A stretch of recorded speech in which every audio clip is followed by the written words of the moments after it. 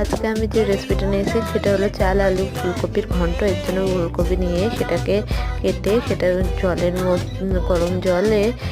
আলু এবং ফুলকপিটাকে ভালো করে ভাপিয়ে নিয়ে তুলে নিয়ে ওই কড়াইতেই তেল দিয়ে গোটা জিরে, তেজপাতা আর ছোটো এলাচ ফোড়ন দিয়ে তাতে ভাপানো আলু দিয়ে নাড়াচাড়া করে কিছুক্ষণ পরে ওর মধ্যে দিয়ে দিলাম ভাপানো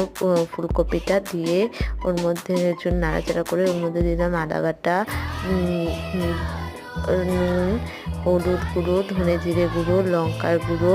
সমস্ত দিয়ে ভালো করে নাড়িয়ে চাড়িয়ে ওর মধ্যে দিয়ে দিলাম